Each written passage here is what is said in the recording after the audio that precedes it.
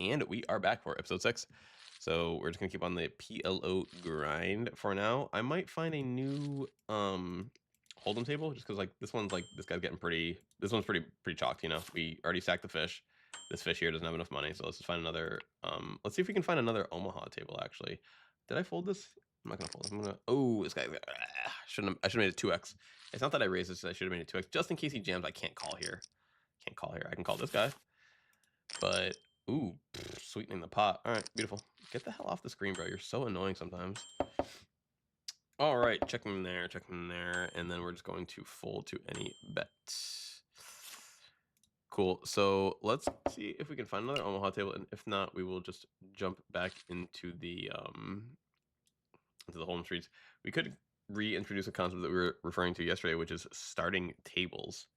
I do like playing the 6-handed tables, and I do like keeping these all the same stake when possible. So I'm gonna see if I can open up and start a table of my own. Let's see if we can start a table of our own. Fold here, join here, buy in.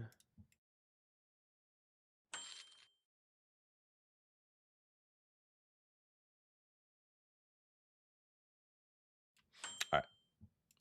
We will wait here for a few minutes to see if anyone wants to join. If not, all good. We will keep kind of refreshing the lobby.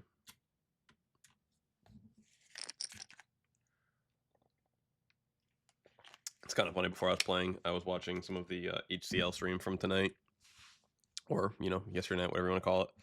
I think they were playing 2550 with an ante, and I think a $25 ante, I believe, but don't quote me on that.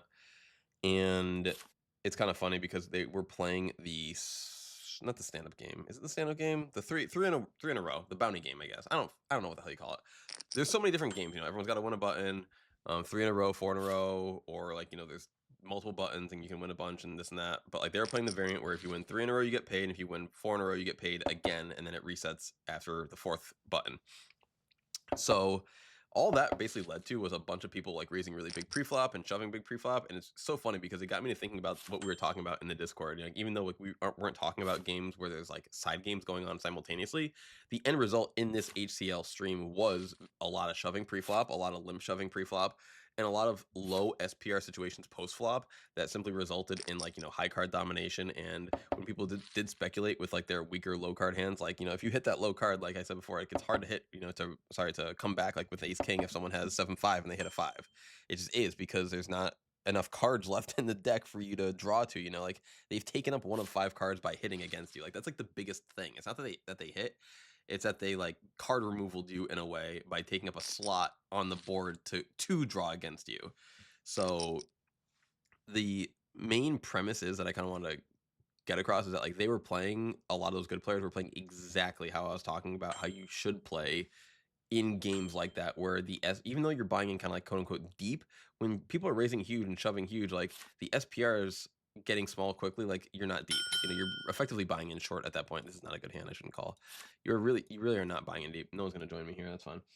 Ooh, I could join this table maybe.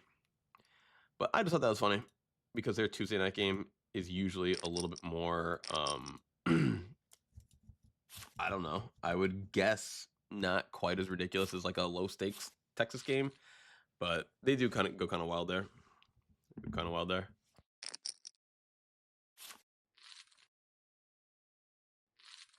Like on their Monday game, for example, it's 10, 20, 40, and like that's like right kind of at my threshold currently of like where I like to play. It's a little big for me, like a little big.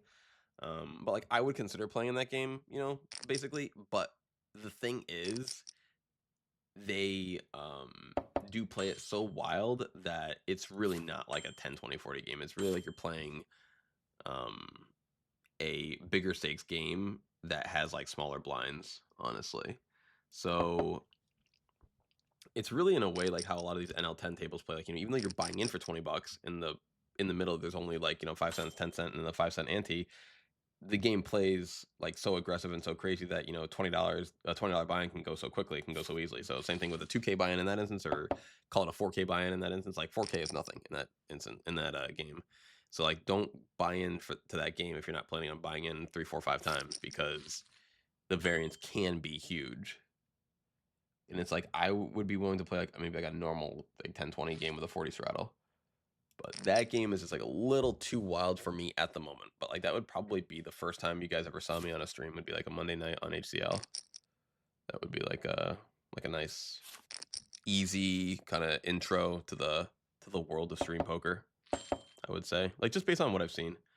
Like, of course, people can like win or lose like crazy amounts even on their Monday game, but that one does seem like actually playable. Like, once you have a role that can sustain those types of buy-ins. I guess, I don't know, man. It's Jack. Why the hell would I fold? I love being efficient in a poker game. It feels fun and fresh again.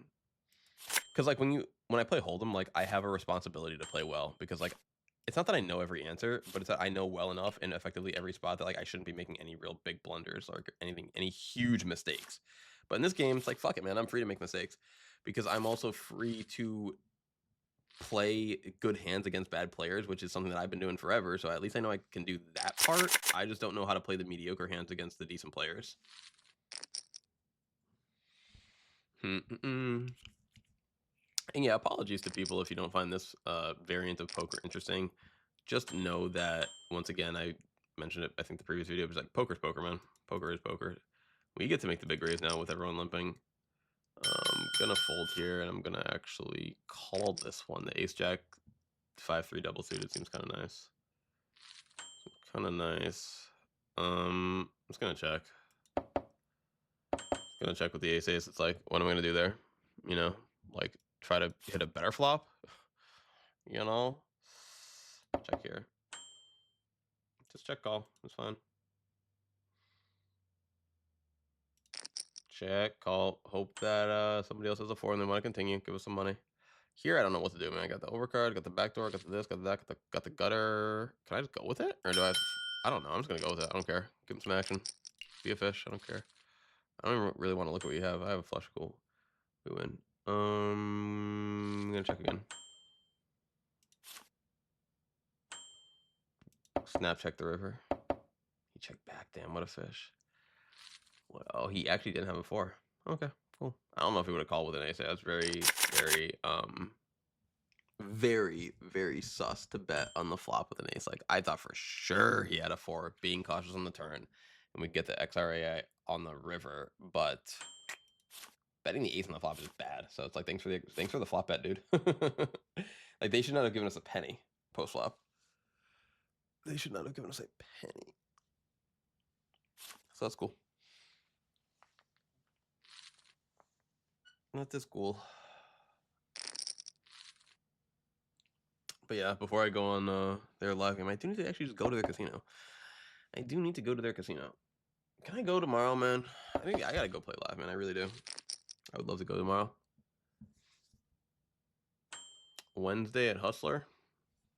Could potentially meet some cool people there.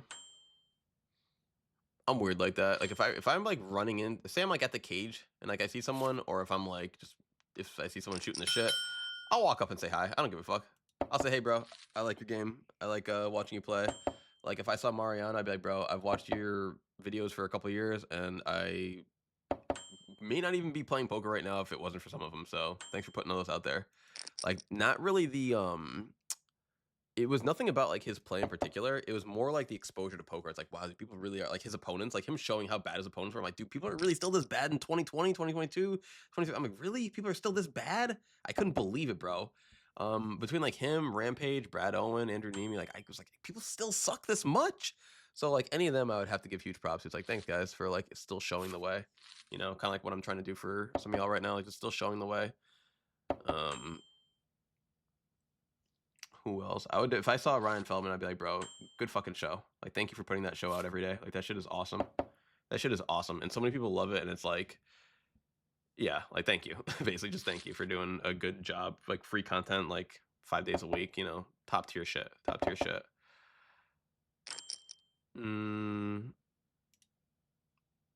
Flat here, I think, is like the only logical play. But yeah, like, just any random play that I saw, I'd be like, dude, I like it. And I always have my little trinkets, you know. I don't really talked about it a lot recently, but I have these little like just plastic good luck charms and I give them out to everyone whenever I see them at poker. Like if I make a friend, I'm saying, here you go, here's a good luck charm, and I will give them one.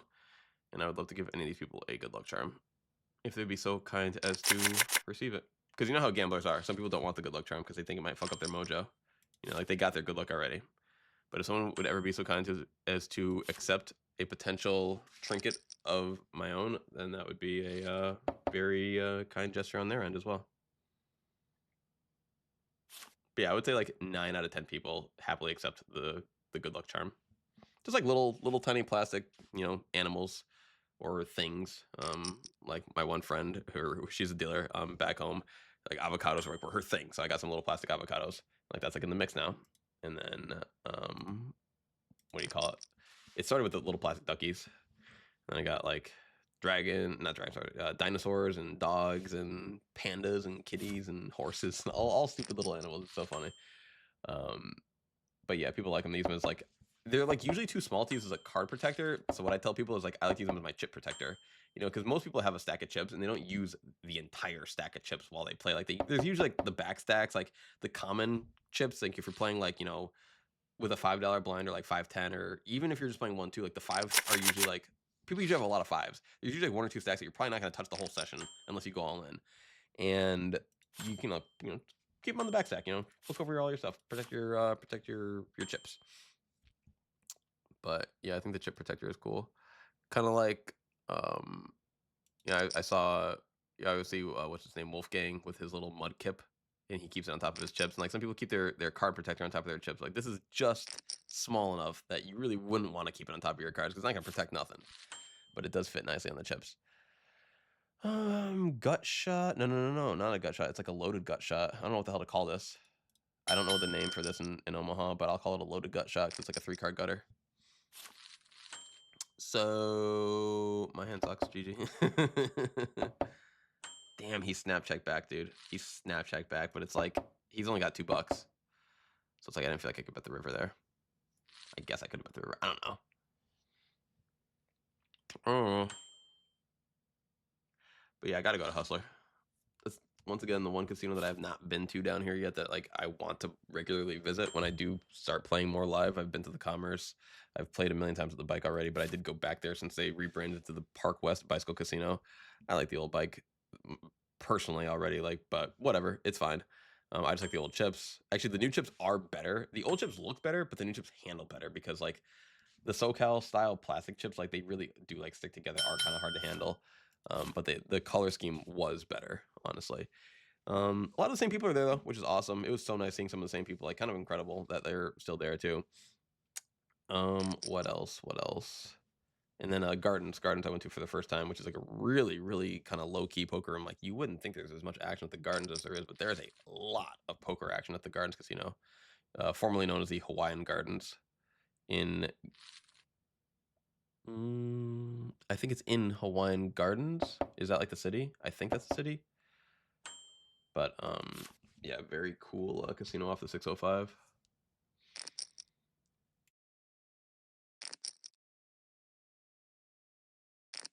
But yeah, I mean, Wednesday, huh? The big thing too is like traffic. I hate driving in traffic, but you know, there's 2 real things. It's not even the traffic. It's really, you know, I don't like leaving Zoey because I love my big dog Zeke. Oh my god, look at her sleeping right now. Like, look at that dog. Like, how could I ever leave that little? I mean, how could I ever leave the? Hold on. Transform, fit the screen, please. That's funny. I don't know how that got, but like, how could I leave that pup? I mean, that's the sweetest little dog in the whole wide world. Oh my gatos. Oh my gatos. Sweetest little dog in the whole wide world. So it's tough for me leaving her, you know, like getting up and going out throughout the day when it's like, she gives me the big eyes. She's like, you're going to go? I'll be here by myself. And so it's hard for me to leave when that's the case. You know, you have Club Dub at your fingertips. That's another thing too, is like Commerce, Bicycle, Gardens, Hustler. They will all be there long after I die. Probably, you know, casinos go under, but you know, long likely to still be here for a very good duration. Club WPT, this is going to be gone probably next year. Like I have lived through too many cycles of online poker being good and bad in America, and it's too good right now. It's too good right now, so it's going to go bad at some point. I'll put it that way. It's too good right now, so it's going to go worse before it gets better. Like what we need, what we haven't had yet, is still federal online legislation, like to make this shit legal. Like until the average American can just buy in, no sweepstakes bullshit run around model with their credit card, and they get $20 of money, $20 in chips, you know, and like that's what's on their site. Until like that model occurs, we're not gonna have another resurgence, and like all this shit's gonna get banned before that stuff gets made legal. So sure, whatever, dude. I'll put out a small bet. We block with a 9, which is nice. I'm surprised I didn't bet the turn, huh? They really don't got nothing? Alright. I'll take it. I'll take it. I probably should have bet the turn myself, honestly, with no one raised me on the flop. But I was like, really? No. Like, sometimes people just wait for a safe turn card, you know, before they start raising. That's like really all I was trying to avoid. But yeah, combination of Big Z and wanting to kind of like milk Club Dub for as much as I can for as long as I can leaves me home a lot. But I do, regardless of all this, need to start just like going out more. I'll call it the BDFD. In the gutters. I had 2 gutters, right? Yep, and I hit 1. Can bet out with the 1 gutter hit. I'm gonna call here, I guess. My hand's kind of connected and double suited and all that good stuff. Paired board is not very good in the end, but who knows? People suck. Who knows? Thin value bet. People suck. Cool.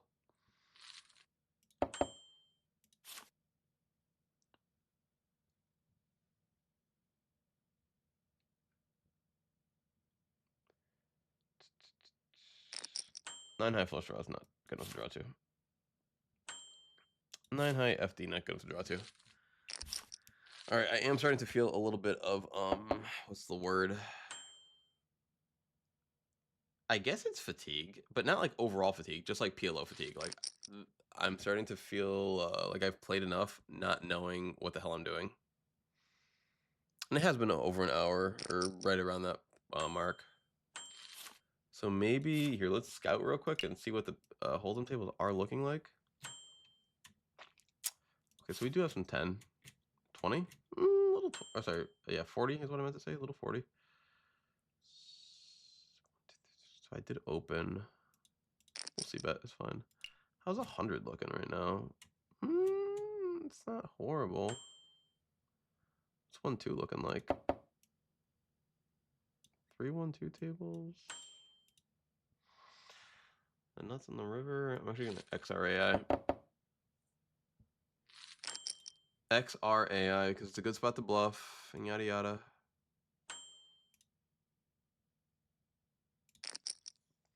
Not all in because obviously we can't. You know, against this guy, but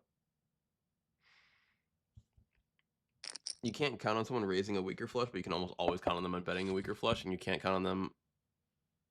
But you can almost always. Let me rephrase that, or let me start from the beginning. You can't always count on someone raising a weaker flush for sure, but you can count on them betting it, and you can also count on them having a very hard time folding it. So I just feel like you get overall more value like when they do have the flush by going for the check there. I have no idea. I think raise is fine because we do have a suited ace, we do have Broadway. Like I think it's fine, but I genuinely don't know. Oh, in case you guys are curious, by the way, my stats in this game are like 30-15-ish, like somewhere in the middle there. Like I don't know how the hell to play this game, so I just play like kind of tight and I raise most of the time. Or well, I guess not most of the time. I raise some of the time, about half the time. I think my PFR should be bigger, but once again, like on sites like this where you have antes and people call so much, I think it's like okay to not have a PFR that's as big. Wow, snap check, huh?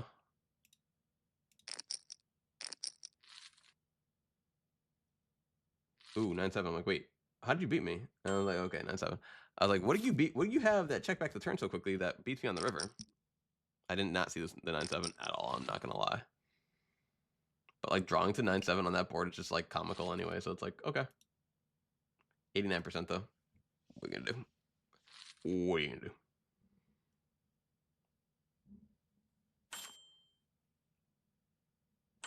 Tough, but we have the fish in here, so it's like, yeah. But I think it's fine to just fold.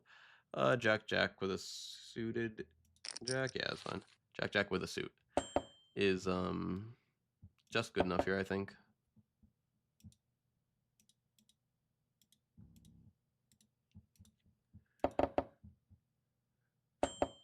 It's not that I'm like getting bored of Omaha or like getting tired of this or anything. It's just that like once again, I have a certain number or like a certain kind of bandwidth for like a lot of different things, and my ability to play a game that I don't really know what I'm doing has its own separate kind of like energy pool, and that in itself is kind of what's running low.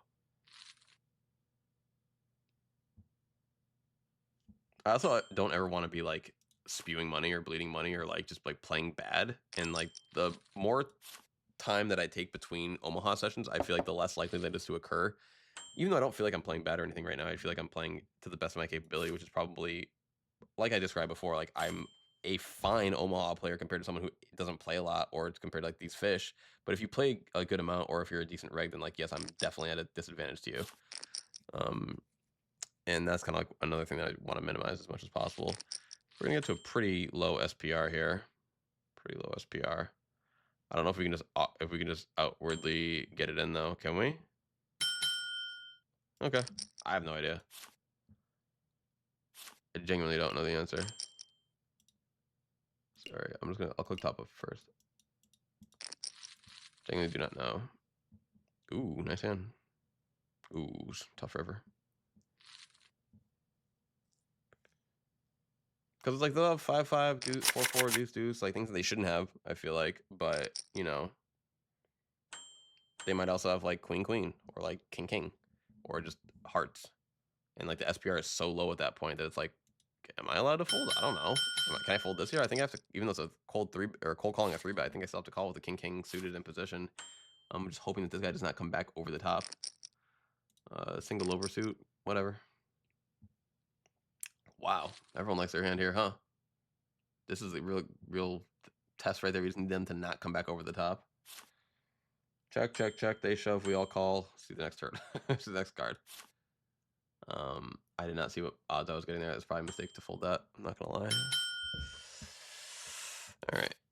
Sometimes I have to stand up because my camera blocks the bet number, which is silly. But like I don't know how to position this camera to not have it do that. So whatever. I'm gonna bet. I'm gonna bet like not pot, basically get value, but like don't give away my hand strength yet. This dude's a reg, so like I don't think I'm gonna win just like too much from them. I'm gonna try and bet like so small that I want to try and like induce a bluff on the river. I think we got it. I think we got the induction. Or do they have ace 9? No, they actually did have ace 9. I felt that we induced. Yeah. I'm not that good, I guess.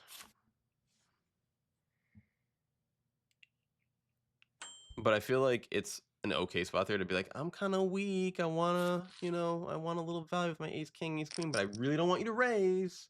Is like the vibe that I was trying to give off there. But at least I gave the vibe off that I had ace king, ace queen enough that they were willing to raise the ace 9. So that's cool.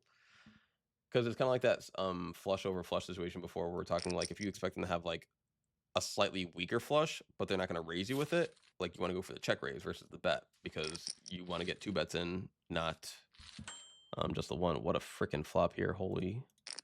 So opening a straight flush draw, rapage with the king.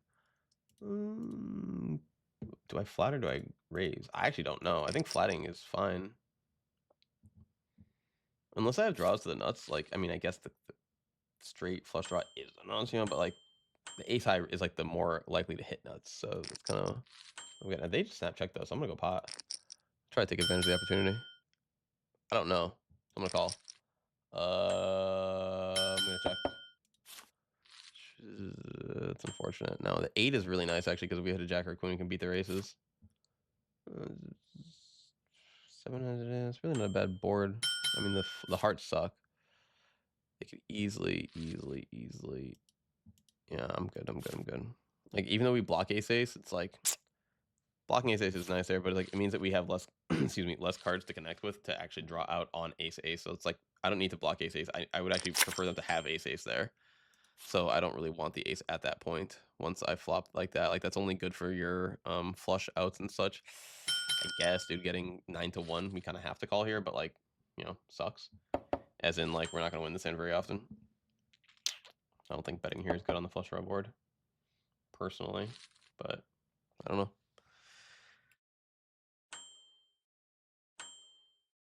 I'm going to stop saying I don't know because I'm just going to hope that you guys assume that I don't know at this point. Can I set mine with a 10-10? About to find out. I think I'll pot here with the oversuit. Nice middling cards. Nothing really good. Snap checks are good. But I'm going to snap check as well. Just continue giving up.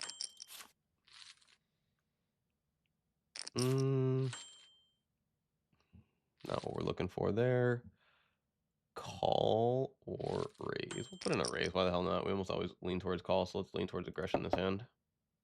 Try to get that PFR up above 15. Here too. Like nice connectedness with the suited ace, double suited hand. Good turn card overall. I mean, the heart is not great, but that connectivity is nice. Is it enough to call though? I mean, I actually think it is low key because like any non-heart that connects with us is pretty good. Here, hold on a second. I'm gonna call there. Yes, I'm gonna check there. Shows it 8-7, but we can't call with that. It's fine. They call too. We're on them thinking about it. Check back. Top two, but the what's it called? It's out there. The nines are paired. And here we. I don't think bluffing here is worth it. 4 ways. Omaha. No idea. Paired board probably hits somebody. So like repping it is just like tough. But like I did see that happening, and like this felt like it was gonna happen. But like you never know. You never know. And if we bet, we never know too. Like they might have just still folded anyway.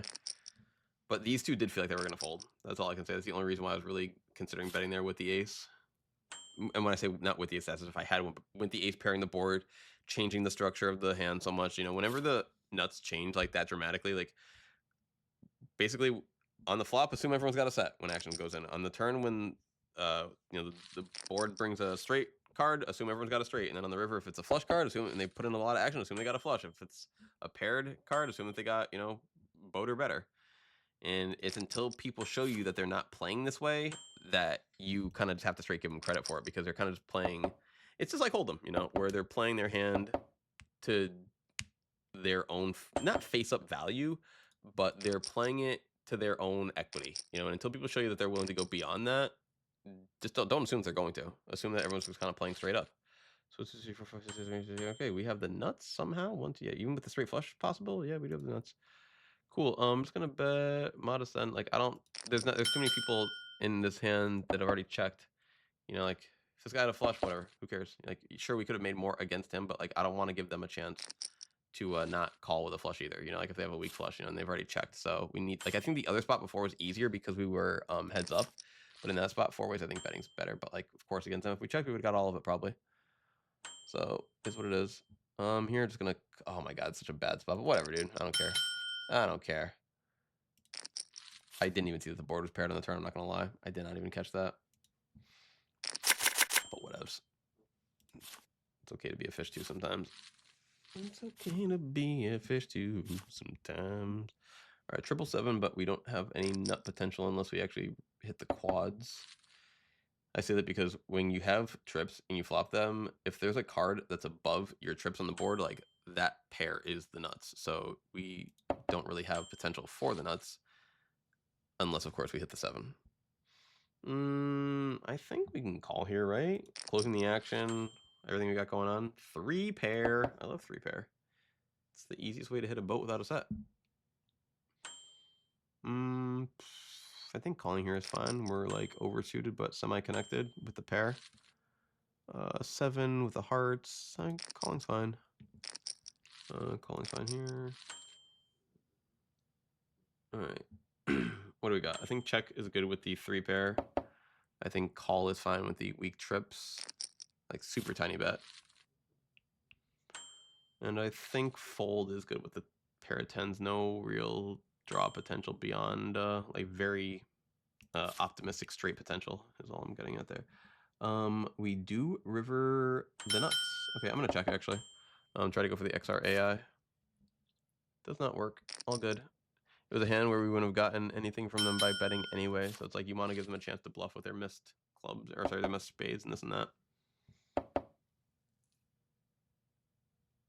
And once again, if people are paying attention, it means they've got to respect your checks in the future, which will help your medium strength hands more than it will hurt your nutted hands. And it's kind of like how I like to think about that, mainly because you're going to have a medium strength hand more frequently.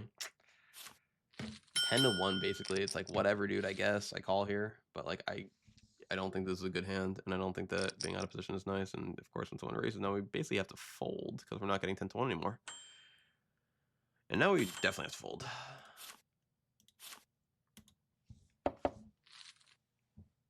Hands like that are why we have such a high gap between our PFR and VPIP, because there's so many spots that are like great to call, but like after someone raises, it's not.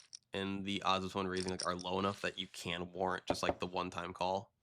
Either like a single raise in position, like where a single raise where you're in position, you can like say flat on the button, or in a spot like that where you're out of position and you're getting like just such a good price that even though you're out of position, it's like it kind of counters it.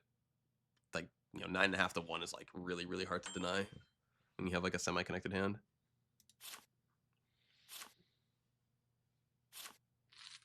Oh my god, that baby sleeping. I love her so much. So much. What a good girl. All right, full PLO session, huh? 2 of them, or well, 2 videos worth. I don't typically do this, but I have been enjoying the game more frequently, so be on the potential lookout for it. And this is like a cool thing where we can like kind of all grow together if you guys are also learning the game as well. Where like most people are pretty they're like one of 2 things. They're like kind of like trying to learn Hold'em or like pretty established in Hold'em. And I would wager that more people in our group are probably brand new to PLO than like there's not many brand new to Hold'em players. Like we're all like, even like the people who are unfamiliar with it still have a decent amount of experience. I don't know. And then here I think fold is like kind of obvious because we didn't connect so heavily.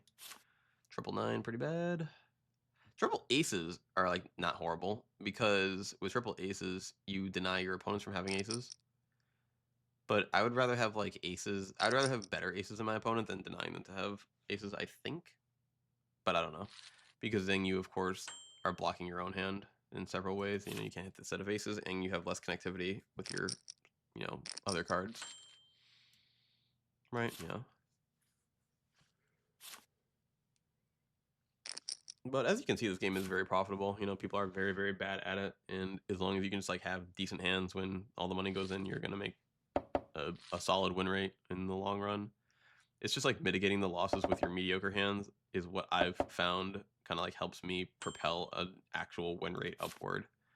It's when I play like, I mean, I'm not gonna lie, for my first like 1,000 hands, I had like a 50 VPIP. I was playing like 50-30. I was playing like every hand. I was 3-betting like everything. I was like, oh, this is good, this is good, this is good, this is good. And then I was like, ooh, maybe it's not. Maybe it's not. And right, what are we at now? Like 4,000 hands? Yeah, 4,000 hands.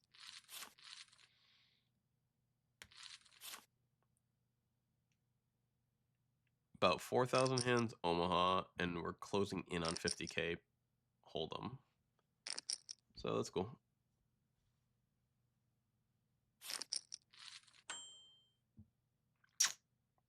I guess, I don't know. JJ is hard to fold for a single bet.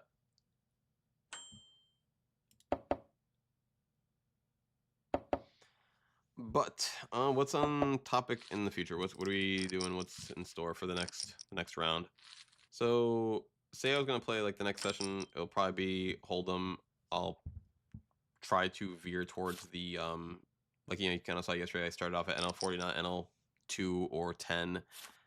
Even though I do like to warm up at smaller stakes, like I don't always have the time really to do what I like to do. So like I just have to kind of jump into smaller stakes or to the small stakes games and the mid stakes games at times just to get money. Like I need to like make more money, honestly. That's like the truth of the matter.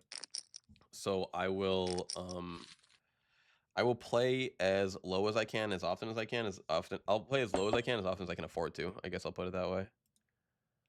But that's another reason why I do need to start going to the casino more often, is because like that's like actual, like, you know, not life-changing money, but it's actual bill-paying money, I guess you can say.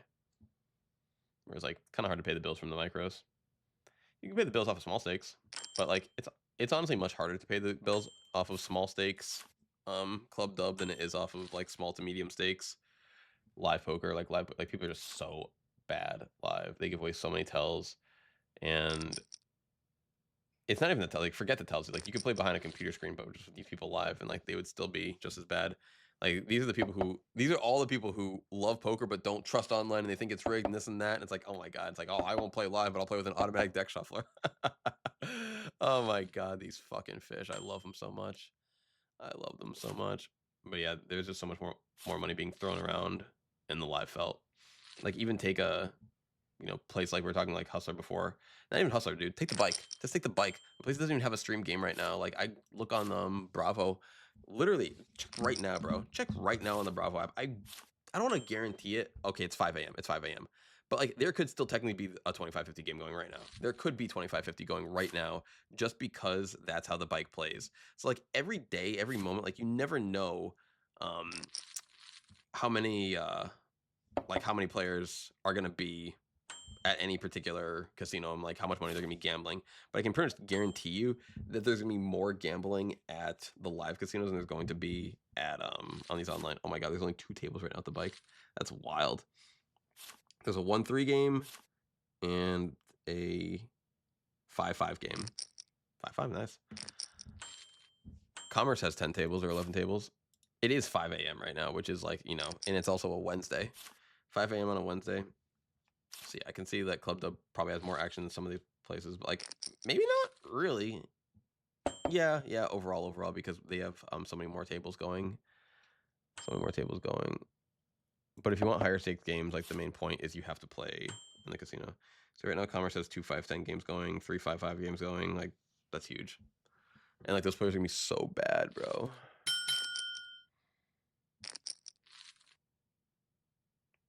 Bet like 30 cents, bro.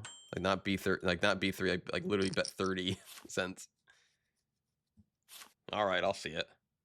Because that's what they say to 3 big blinds. I'll see it. It's like, bro, you could have folded to me and paid 2 big blinds to see it. You saved yourself a big blind there. You could have saw it that way too. All right, so, and then it doesn't tell you Hustler and Hustler does tell you, but they're on Poker Atlas. It's the gardens that doesn't tell you their actual table layout. But I would wager if Bicycle is at 2 tables, Hustler's probably at like 3 or 4. Hustler is at 1, 2, 3 tables. It's got an 8-16 limit table going, a 2-3 no limit, and a 1-3 PLO. Well, look at us. We're ready for PLO. We're ready for the 1-3 PLO game. How funny would that be? The very first time I ever go to Hustler Casino would be 5 a.m. to play a 1-3 PLO game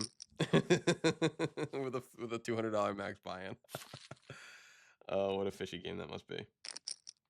What a fishy. They actually do. Hustler does have more PLO than any other casino that I've noticed. They do have more PLO, which is dope. Bro, they got a 25-25-50 game that they run. I've seen the 5-5-10. Like that one runs regularly, but 25-25-50, like they have that on their list. It's like, it's big, dude.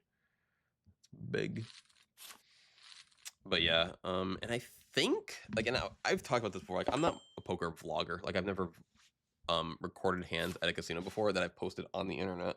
I actually have recorded hands at the old Bicycle Casino before, maybe like 3 or 4 years ago when I was just playing like just randomly just to see, because once again I was watching all the vloggers. I was like, oh, I want to see if I can do this.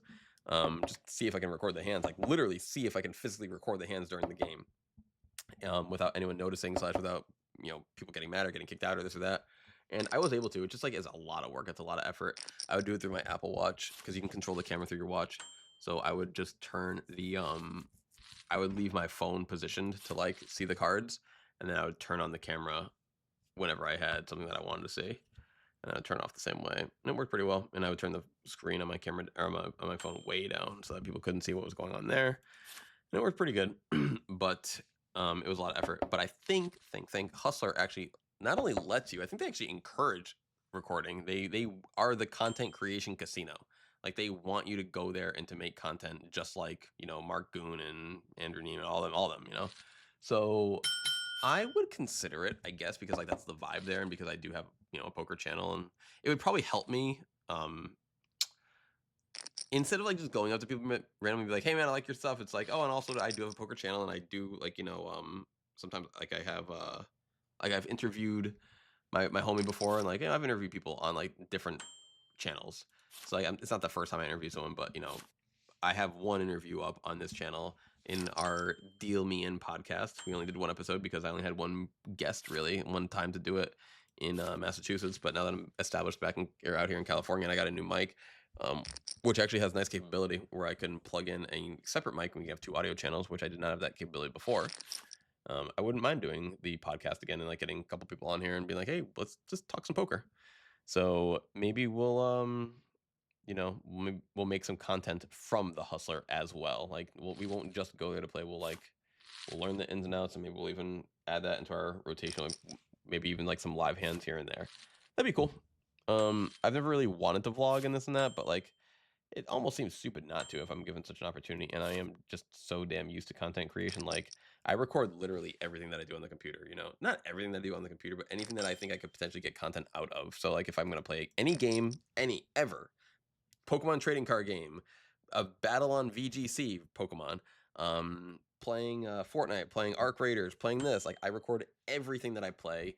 So it only makes sense to do something similar IRL. Check it back, check it down. But I think we're going to actually wind down on this session. We've been playing for about an hour and 20 minutes or so. I am once again getting a little bit fatigued in the Omaha department, and it's been a good session. So we're going to cut it before we overstay our welcome. But this has actually been pretty good. What I think I'll do for like the video sake is we will wind down via, I'm just going to close all my tables and I'll show you guys the whole closing process. We'll do that whole thing. And we will, kind of evaluate. We'll look at the bankroll and just kind of give a quick little assessment after the fact. We give the startup on some videos and we give the wind down on other videos. It just depends. Because when I start up a session of poker, like I'm not just going to play for like 20 minutes. Like that's ridiculous.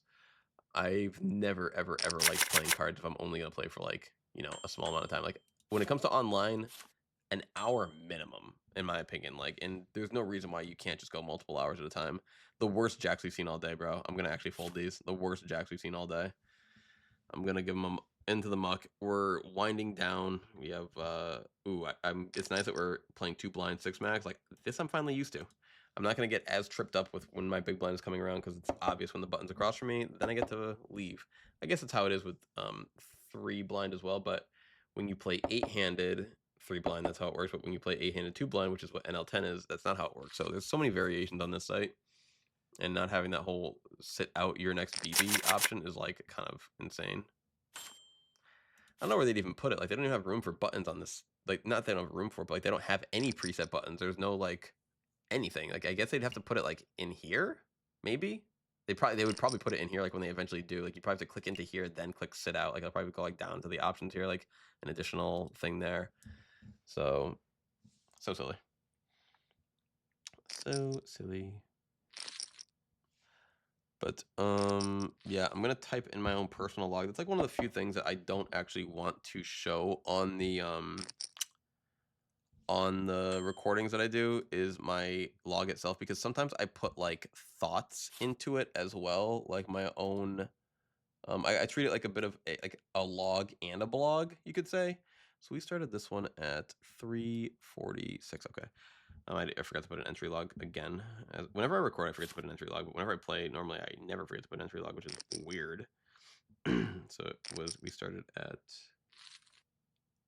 Oh, yesterday was not the 8th. Yesterday was the 9th. Womp womp. And today is the 10th. So 10, 12, 25. We're in at 3:46. And we're out at about 5:18. Cool. Perfect timing. Out of 5:18. And that's like all you really need to know that I'm going to put, And then I'm also going to put in parentheses my bankroll, which is currently 42.01. That's actually hilarious that we ended up on the day from when we started yesterday, from when we started before yesterday, and it was all from Omaha. We've had a few really good days in Omaha. I remember one session last week where we were playing, once again, just NL10, and we won, like, I think 5 buy-ins. It's just crazy to win $100 playing 10-cent big blind in like an hour in one of these silly little games. But there's a nice little three buy-ins. So that basically made up for our tournament that we lost yesterday and made up for any money that we lost at the hold'em tables yesterday. So that's awesome. And I also put how many minutes I played. So I keep track of two things. I keep track of my total money and I keep track of how many minutes I played. And the reason why I keep track of my minutes is like my XP in a video game. Like I don't give a shit if I lost money that day, if I won money that day. I want to see a plus something every fucking day. And for me, the plus is my plus minutes. So I add up my minutes, and my minutes are like my XP. It's how like I get to feel good about something. Even if I lost money, even if I played like shit, even if I ran like shit, I still was at the tables earning experience points. So I always put plus. So this time it would be, I'm in at 346 out at 518. That's 1 hour and 14 plus 18 minutes, 32. So that's 92 minutes. So plus 92 minutes. And I just put plus 92M. And then if the reason why I'm not showing this is because sometimes I have like personal thoughts that I put in there, this or that. And sometimes they're frustrated thoughts and it's embarrassing. Or sometimes they're like jovial thoughts and that's also embarrassing. And you're allowed to keep your own personal journals and guides and such, to yourself. And I feel like I give you guys quite a bit of insight.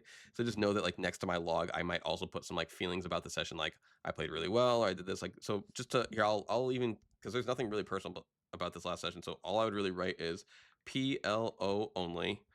Played to the best of my ability and ran pretty above expectation. And that's kind of like I like to just like note these little things, like because if I have a bunch of notes in a row like ran like shit, ran like shit, ran like shit, and I notice my bankroll going down, down, down, it's like that's much easier than just noticing the bankroll going down, down, down. So, um, putting a little bit of flavor in with your log, I think is helpful just for recapping. Like I update this, not update this. I'm sorry, I separate it every month, so that's like all of November is. I started doing this November 1st, so all of November is like in one chunk. All of December is in another chunk. And if I want to look back and be like, I can see how my bankroll grew every kind of tick of the way. And yeah, so we'll continue this with episode 7 soon. But thank you guys sticking around if you were here for all this pot limit Omaha action. It really is not that much different from Hold'em in terms of like what we're trying to do. Our end goal is just the mechanics are like so vastly different that to understand the ins and outs and fundamentals is going to take so much time, but that's fine. I'm here for all variants of poker. But yeah, thank you all. Love you all. And we'll see you on the next one. Bye-bye.